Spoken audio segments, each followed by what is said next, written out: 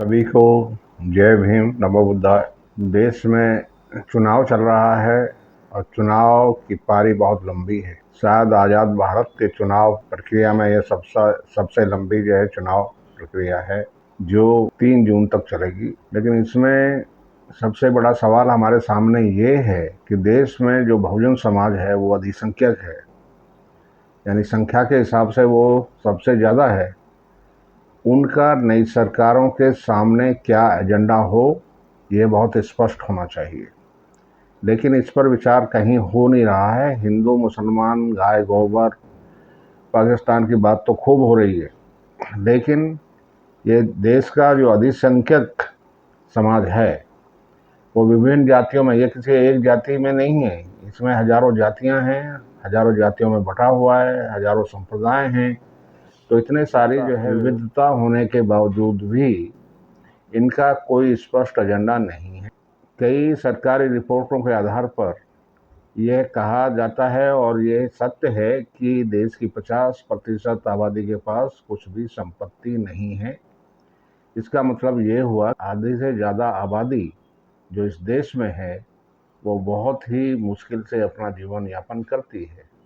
जिनके पास कुछ भी संपत्ति नहीं है वो इस देश में गर्व क्यों करें? जो लोग ये कहते हैं गर्व से बोलो तुम हिंदू हो, वो किस बात का गर्व करें जब उनके पास कुछ है ही नहीं, उन्हें विरासत में कुछ मिला ही नहीं है। जिन लोगों को विरासत में बहुत कुछ मिला है या उन्होंने उस विरासत का फ़ायदा उठाकर लोगों का शोषण करके बहुत धन, बहुत संपत्ति इकट्ठा की है, उनके लिए तो उनकी बात सत्य हो सकती है। लेकिन ये लोग जिनके पास कुछ भी नहीं है वो इस देश पर गौर क्यों करें और फिर वो इस देश के लिए क्यों लड़ें और क्यों आपस में मरें? ये एक बड़ा प्रश्न है। और देखा जा रहा है कि जो सामाजिक संस्थाएं हैं जो राजनीति में लिप्त हैं और राजनीति के हिसाब से देश के लोगों को गुमराह कर रही हैं, वो इसी समुदाय में जिनके पास कुछ भी नहीं है उन्हीं को बरगलाकर धर्म के नाम की राजनीति करती हैं, उन्हीं को धर्म के नाम पर उकसाती हैं और आपस में लड़ाती हैं और राजनीति अपने पक्ष में करती हैं। यह बड़ा खेल है, इसको सबको समझना पड़ेगा और बिना समझे इसमें बने रहने का कोई औचित्य नहीं है। उनके लिए तो ये मुश्किल वक्त है। उनको फैसला करना चाहिए कि आने वाली सरकार से उनका एजेंडा क्या हो, जो भी सरकार हो। यहाँ हम यह नहीं जानते हैं कि बीजेपी आएगी या कांग्रेस आएगी या मोदी आएंगे या कोई और आएगा, इसका हमारा मकसद नहीं है, हम नहीं जानते हैं आज। वो तो 4 जून के बाद ही पता लगेगा कौन आएगा कौन नहीं आएगा। लेकिन पहले से हमारा एजेंडा क्या हो यह सबके मन में साफ होना चाहिए। उनको स्पष्ट होना चाहिए कि आने वाली सरकार से हमारी मांग क्या हो, हमारा एजेंडा क्या हो, हमारी आने वाली भविष्य की पीढ़ियों के लिए कैसा रास्ता बने, उनके उनके मन में साफ दिखना चाहिए। मगर ये कैसे होगा, ये बड़ा प्रश्न है। इसको हम ये भी कह सकते हैं कि आने वाले वक्त के लिए सरकार के सामने बहुजनों का एजेंडा क्या हो। सबसे पहला एजेंडा हमारे हिसाब से ये होना चाहिए कि बहुजन समाज जो इस देश में बहुसंख्यक है वो हजारों जातियों में बटा हुआ है, संप्रदायों में बटा हुआ है, क्षेत्रों में बटा हुआ है। और ये एजेंडा कोई एक व्यक्ति का नहीं होना चाहिए, सबका सामूहिक एजेंडा होना चाहिए। सामूहिक एजेंडे के आधार पर ही काम होना चाहिए, क्योंकि सरकार का काम है कि सामूहिक एजेंडे पे काम करके लोगों के जीवन को आसान बनाना, ये सरकार का काम है। और जनता का काम है कि वो एजेंडा अपना एक सामूहिक रूप से सरकार के सामने पेश करे। तो सबसे पहला एजेंडा हमारे विचार में ये है कि बहुजन समाज के सभी जातीय घटकों को ये मालूम होना चाहिए कि उनका दुश्मन कौन है। इन सब चीज़ों को पहचानना पड़ेगा। बहुजन समाज के जागरूक लोगों से मेरा अनुरोध है कि वो जानें, वो समझें कि आपका ये गरीबी का कारण क्या है, आपके शोषण का कारण क्या है, आपकी इस दशा का जिम्मेदार कौन है। तो इन सब बातों को उन्हें जानना पड़ेगा। और इसे जानने के लिए जो है उन्हें सबसे पहले जानना होगा कि आपकी इस दशा के लिए, यानी आपके पास विरासत में कुछ नहीं मिला है, इस दशा के लिए जो है जिम्मेदार कौन है। हमारे विचार से जो सबसे बड़ा दुश्मन है वो इस देश में बहुजन समाज का दुश्मन तो सिर्फ और सिर्फ हिंदुत्व है। और हिंदुत्व किसी धर्म का नाम नहीं है, वो एक विचारधारा है जो लगातार लोगों को ऊंच नीच की व्यवस्था देके उनकी शोषण करती है और उनको शोषण के आधार पर ही उनको कमज़ोर किया जाता है। कमज़ोर उनकी आर्थिक स्थिति या मालिकाना हक उनका छीना जाता है। उनको लगातार शोषण के द्वारा गरीब बनाया जाता है। जैसे आज की सरकार, मोदी जी बड़े गर्व से कहते हैं कि हम 80 करोड़ लोगों को 5 किलो अनाज बांट रहे हैं। मोदी जी से कोई ये नहीं पूछता ये 5 किलो अनाज मुफ्त में बांटने की स्थिति आई क्यों, और उसके लिए जिम्मेदार कौन है। ये 5 किलो अनाज में इनका जो है आप चीर हरण कर रहे हैं, इनको नीचा दिखा रहे हैं, बार बार ये कह के कि हम मुफ्त में इनको 5 किलो अनाज दे रहे हैं, उनको नीचा दिखा रहे हैं, उनको बेइज्जत कर रहे हैं। ये बहुत बुरी बात है। और जो लोग इस व्यवस्था का फ़ायदा उठा रहे हैं, जो 5 किलो अनाज मुफ्त में ले रहे हैं, वो इसको जो है एहसान ना समझें। ये सरकार कोई एहसान नहीं कर रही है आप पे, ये आपका हक है। और आपके टैक्स के द्वारा ही धन जो इकट्ठा होता है उससे ये दिया जा रहा है। ये कोई भी राजनीतिक पार्टी, कोई भी प्रधानमंत्री, कोई भी मंत्री, कोई भी शासनकर्ता जनता को मुफ्त में कुछ नहीं दे रहा है। वो तो आपके बल पर, आपकी संख्या के बल पर, आपकी वोट के बल पर वो सत्ता में आकर आपका शोषण कर रहे हैं। ये आपको समझना चाहिए। जो सरकार आपका शोषण नहीं करे, आपका विकास करे, आपके बच्चों के लिए अच्छी योजनाओं का निर्माण करे, उनको अच्छी शिक्षा दे, उनके स्वास्थ्य का ध्यान रखे, और जो आपकी भविष्य की पीढ़ियों को बहुत ही सुंदर तरीके से आगे बढ़ने का मौका दे, रोजगार दे, सब चीज़ें दे, जिससे भी आपके समुदाय, आपके परिवार, आपके लोगों का विकास हो, वही सरकार अच्छी होगी। तो इन चीज़ों को तो ये समझना होगा कि आपका दुश्मन कौन है। दुश्मन आपका कैसा दुश्मन, सामाजिक दुश्मन की बात कर रहे हैं हम, और किसी दुश्मन की बात नहीं कर रहे हैं। सामाजिक दुश्मन आपका सबसे बड़ा दुश्मन ब्राह्मणवाद है, जो यहाँ पर आपको ऊंच नीच की व्यवस्था में ढालता है, रहने के लिए मजबूर करता है, आपस में एकता नहीं होने देता है, आपस में भेद करता है। हम संविधान लागू 1950 से लागू है, लेकिन संविधान में समता का भाव है। अनुच्छेद 14 कहता है कि सभी समान हैं, लेकिन प्रैक्टिकली कहीं दिखाई नहीं दे रहा है, कहीं नहीं दिखाई दे रहा है। अनुच्छेद 14 के मुताबिक सबको जो है समता के आधार पर आगे बढ़ने का मौका मिलना चाहिए, अवसर मिलना चाहिए, वो भी नहीं दिखाई दे रहा है। तो संविधान को कमज़ोर किया जा रहा है लगातार सरकारों द्वारा, और पिछले 10 साल में इसे इतना कमज़ोर किया गया है कि उसका कहीं औचित्य नहीं रह गया है। बहुत कुछ बिगाड़ दिया गया है, बहुत कुछ चुप रहकर, डिक्लेयर करके नहीं, घोषणाएं करके नहीं, चुपचाप तरीके से उसको किया जा रहा है। जैसे लेटरल एंट्री, जो संयुक्त सचिव यानी जो जॉइंट सेक्रेटरी के पद हैं, उन पर लेटरल एंट्री की जा रही है। जो यूपीएससी के थ्रू भर्तियां होती थी, वो अब अपने चहेते व्यापारी मित्रों को या उनके व्यापारी मित्रों के संस्थानों से उठाकर उनको सरकार में संयुक्त सचिव के पद पर लगाया जा रहा है, जिसका किसी को पता नहीं, जिसके लिए किसी की डिमांड नहीं थी, जिससे किसी को फ़ायदा नहीं होने वाला है। समाज को इससे नुकसान होता है, ख़ास तौर से SC ST वर्ग को काफ़ी नुकसान इससे होता है, OBC को भी, क्योंकि वहाँ कोई आरक्षण का प्रावधान नहीं है। लेटरल एंट्री का मतलब है जिसे सरकार चाहे उसको किसी भी निजी संस्थान से उठाकर सरकार में निजी सचिव के पद पर, सरकार में संयुक्त सचिव के पद पर उसको आसीन किया जा सकता है। सरकार की मर्जी है, वो किसे A को ले, B को ले, C को ले, D को ले। उसमें कोई UPSC का एग्ज़ाम नहीं देना है, कोई उसकी क्षमता को नापने का कोई उपकरण उनके पास नहीं है। वो तो सिर्फ सरकार की मर्जी है। ये तर्क संगत बात नहीं है, ये विधि संगत भी बात नहीं है, लेकिन सरकार मनमर्जी से इसे कई साल से चलाई जा रही है। अभी तक कई सौ लोग जो है संयुक्त सचिव के पद पर स्थापित कर दिए गए हैं, उसमें कोई भी रिजर्वेशन नहीं है। जब रिजर्वेशन नहीं है तो ना एससी को, ना एसटी को, ना ओबीसी को कोई रिजर्वेशन नहीं मिला है, उनके आदमी उसमें नहीं है। तो यही चल रहा है। तो इसका मतलब यहाँ पर संविधान को कमज़ोर इसलिए किया गया है कि जो संवैधानिक संस्थाएं हैं, यूपीएससी है या दूसरी प्रादेशिक जो है संस्थाएं हैं, जो संविधान सम्मत बनाने के लिए या संवैधानिक संस्थाओं को का निर्माण करने के लिए बनाई गई हैं, उनको लगातार किसी न किसी तरीके से कमज़ोर किया जा रहा है। और ये 10 साल से लगातार चल रहा है। मोदी सरकार में तो इसकी हद ही हो गई है कि उन्होंने इसको बहुत ही मुखरता के साथ लागू किया है। और सबसे बड़ी बात यह है कि इस सरकार में झूठ का बोलबाला है।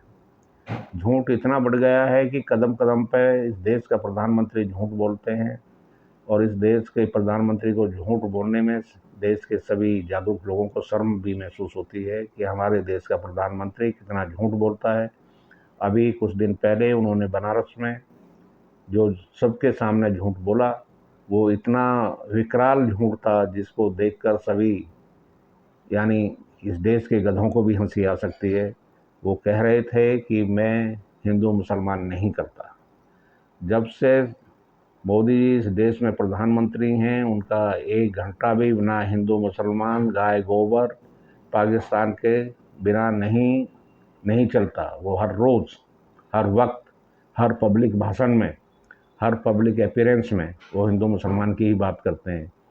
और काशी में अपने चुनाव प्रचार के लिए, अपना पर्चा भरने के लिए उन्होंने पब्लिकली कहा, मैं हिंदू मुसलमान नहीं करता।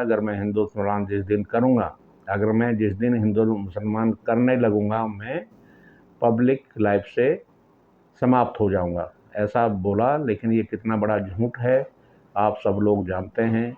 ये बहुत बड़ा झूठ है। हर रोज़ जितने भी घंटे वो जागते रहते हैं, वो हर वक्त यही बोलते हैं, हिंदू मुसलमान, गाय गोबर, पाकिस्तान, इसके बगैर उनका कुछ भी नहीं चलता, उनकी रोटी हजम नहीं होती। तो दोस्तों, मेरा कहना यही है कि आप इन दुश्मनों को पहचानें। जो हिंदू मुसलमान की बात कर रहे हैं, वो सिर्फ आपके ही दुश्मन नहीं हैं, वो इस देश के भी दुश्मन हैं। ये अगर कायदे से हम देखा जाए तो प्रधानमंत्री एक और वर्ड यूज़ करते हैं, घुसपैठिया। वो घुसपैठिया किसको इंगित करके बोलते हैं सबको मालूम है, सब समझते हैं, लोग बेवकूफ़ नहीं हैं।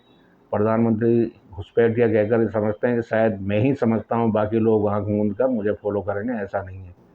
घुसपैठिया वो एक विशेष समुदाय के लिए यूज़ करते हैं, जबकि इस देश में घुसपैठिया कौन है ये भी सबको समझना होगा।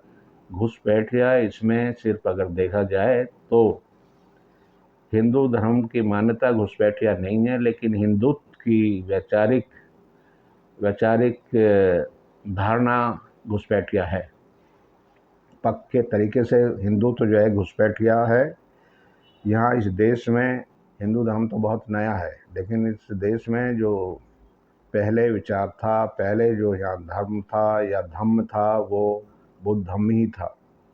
पूरे देश में जो है जितने में अशोक का शासन, यहाँ जो टेरिटरी थी अशोक के आज के इस भूभाग से, जो भारतीय भूभाग कहलाता है, उससे 3 गुना बड़ी थी। और वो भूभाग पूरा का पूरा बुद्ध में था। बुद्ध में लोग यहाँ निवास करते थे, कोई आपस में जो है विरोध नहीं था। सैकड़ों साल तक भी राज करने के बाद जो है उनमें कोई जो है देश में कोई तनाव नहीं था, कोई धार्मिक आधार पर कोई दुश्मनी नहीं थी। लेकिन इसको हिंदुत्व की विचारधारा ने आपस में इतना जहर घोल दिया कि सभी आपस में अब एक दूसरे को दुश्मन समझते हैं। दुश्मन समझने का कारण कुछ भी हो सकता है, लेकिन उसको हर रोज़ जो है पंप से उसको इतना प्रेशर बनाया जा रहा है कि पब्लिक उससे उत्तेजित हो रही है और आपस में जो है वो दुश्मनी बढ़ा रहे हैं। यह देश के लिए बहुत ही ख़राब बात है। तो पहला ये है कि हम इस समाज का दुश्मन कौन है? हमारे विचार से सबसे बड़ा दुश्मन हिंदुत्व और ब्राह्मणवाद की व्यवस्था है इस देश में, जो सभी समुदाय का दुश्मन है। शूद्र वर्ग यहाँ पे सबसे अधिक संख्यक है, लेकिन शूद्रों की समस्या ये है कि उनके पास 50% लोगों के पास कोई संपत्ति नहीं है। संपत्ति विहीन समाज को कैसे संविधान के तहत उनको बराबर किया जाए, इस पे सरकारों ने आज तक काम नहीं किया है। संविधान के अनुच्छेद 14 के मुताबिक सबको जो है बराबर करना चाहिए, लेकिन वो नहीं कर पाए हैं। तो सबसे पहले काम होना चाहिए कि जो संपत्ति विहीन समाज है उन्हें कैसे जागरूक और समृद्ध किया जाए, ये एजेंडा होना चाहिए बहुजन समाज का। नंबर 2, दूसरा एजेंडा उनका होना चाहिए कि जो 10 साल के मनवादी शासन में इस देश में जिन सरकारी संस्थानों को निजीकरण की भेंट चढ़ाया गया है, उन्हें वापस सरकारी फोल्ड में लाया जाए। क्योंकि इससे नुकसान जो है, जो SC ST OBC का नुकसान है, वो सिर्फ आरक्षण का ही नुकसान नहीं है, उनका आर्थिक नुकसान भी है। क्योंकि अगर उनको इन संस्थानों में रोजगार मिलता है तो उनकी आर्थिक संपन्नता भी सुधरती है। तो ये सिर्फ जो है आरक्षण का मसला ही नहीं है, ये आर्थिक मसला भी है। और आर्थिक मसले के लिए उन्हें सजग होना पड़ेगा, उन्हें अपने अधिकारों के लिए होना पड़ेगा। बहुजन समाज का एजेंडा ये है कि सभी निजीकरण के भेंट चढ़ाए गए संस्थान वापिस सरकारी फोल्ड में लाए जाएं और उन्हें पहले की अवस्था में उनको निर्मित किया जाए। वैचारिक रूप से जो देश संपन्न होगा, वही देश जो है सुशिक्षित होगा, वही देश जो है आर्थिक रूप से संपन्न भी बनेगा। तो इस देश में ज़रूरत है कि इस देश में जितने भी शिक्षण संस्थान हैं, जिनको 10 सालों के दौरान बिल्कुल ख़राब किया गया है, कमज़ोर किया गया है, इतिहास को बदला जा रहा है, गलत इतिहास पढ़ाने की बात हो रही है। ये देश जानता है कि इस देश में कम से कम शूद्रों के लिए पूरे देश में शूद्रों की संख्या आधे से अधिक है। तो जो इस देश के जितने भी शिक्षण संस्थान हैं, उनको सभी शिक्षण संस्थान अगर या तो उनको सही किया जाए, अगर सही नहीं किया जा सकता है तो अम्बेडकरी शिक्षण संस्थान पूरे देश में उनकी संख्या के हिसाब से स्थापित किए जाए। और इन सभी शिक्षण संस्थानों में अम्बेडकरी मिशन से जुड़े लोग ही वहाँ पर जो है कर्मचारी, अधिकारी बने, शिक्षक बने, वहाँ पर शोधकर्ता वही बने और देश को जो है इन शिक्षण संस्थानों के माध्यम से देश को संपन्न बनाएं। इस देश में 10 साल के दौरान पाखंडी घोटाले हुए हैं और मनवादी संस्थान स्थापित किए गए हैं, उनको दुरुस्त किया जाए। इन सभी संस्थानों में जितना भी भ्रष्टाचार है उनकी जांच की जाए और जांच करके देश में जो है जिन लोगों ने भ्रष्टाचार किया है उनको सज़ा भी मिले, कानून के मुताबिक सज़ा मिले। मोदी जी कह रहे थे न खाऊंगा न खाने दूंगा, लेकिन ऐसा नहीं हुआ है। देश की जनता जानती है कि देश में पिछले 10 साल में भ्रष्टाचार बहुत अधिक बढ़ा है। हम ये नहीं कह रहे हैं पहली सरकारों में भ्रष्टाचार नहीं था, लेकिन जो काम पहले 1 लाख रुपए में होता था वो आज 3 से 5 लाख रुपए में होता है। और जहाँ जहाँ डबल इंजन की सरकारें हैं वहाँ ये भ्रष्टाचार सबसे अधिक है। तो मोदी ये ना सोचे कि लोगों की नज़र, लोग अंधे हैं या लोग कबूतर की तरह अपनी आंखें बंद किए हुए हैं। लोग बहुत अपनी आंखें गड़ाकर देख रहे हैं कि मोदी शासन में भ्रष्टाचार बहुत ही उग्र रूप में बढ़ा है। आज कोई भी काम बिना सुविधा शुल्क लिए नहीं होता है। अगला एजेंडा ये है कि देश की बहुजन जनता को मोदी की गारंटियों पर विश्वास नहीं करना चाहिए, क्योंकि 10 सालों में एक भी काम उन्होंने भरोसे लायक नहीं किया है। और जिस आदमी का 10 साल के दौरान एक भी काम भरोसे लायक नहीं है, उस पर आगे भरोसा नहीं करना चाहिए। तो आंखें खोलो, आगे बढ़ो, लेकिन भरोसा मत करो। मोदी भरोसे के लायक नहीं है, ये बात आप पक्का कर लो। ये भी एक एजेंडा पॉइंट होगा। संविधान को जहाँ जहाँ कमज़ोर किया गया है, कहकर, लिखकर या बगैर कहे और बगैर लिखे कमज़ोर किया गया है। चूँकि मोदी की ये रणनीति रही है, मोदी संघियों की ये रणनीति है कि बोलो मत, चुपचाप काम कर दो, बाद में देखा जाएगा। उसी के तहत संविधान को जो है लगातार कमज़ोर किया जा रहा है। 10 साल में मोदी ने पूरे संविधान की रेड मार दी है, पूरे संविधान को कमज़ोर किया है, बगैर बोले किया है। लेकिन लोग कह रहे हैं कि संविधान को मोदी ख़त्म कर देंगे अगर अब सरकार उनकी दोबारा आ जाए। संविधान बगैर ख़त्म किए ही उसने संविधान को निष्प्रभावी कर दिया है। मनवादी संघियों की यही चाल है कि बिना बोले बिना कहे संविधान को कमज़ोर इतना कर दो कि वो निष्प्रभावी हो जाए। तो दोस्तों, बहुजन समाज के सभी लोगों से मेरा निवेदन है कि वो जागरूक बने, किसी गारंटी में ना फंसें, किसी धोखेबाजी में ना फंसें, किसी पे विश्वास ना करें। खास तौर से हिंदुत्व और संघियों की विचारधारा किसी भी व्यक्ति के उद्धार के लिए उपयुक्त नहीं है। उसे एकदम जो है झूठ मानना चाहिए, उस पर भरोसा नहीं करना चाहिए। और देश के लिए जो सरकार नहीं आएगी उसको जो है अपना एजेंडा साफ साफ शब्दों में बता देना चाहिए कि सरकार अगर इन एजेंडों पर, बहुजन समाज के द्वारा दिए गए एजेंडों पर काम करेगी तो उसको समर्थन लगातार मिलेगा, अन्यथा जो है समर्थन नहीं मिलेगा। जय भीम, जय भारत।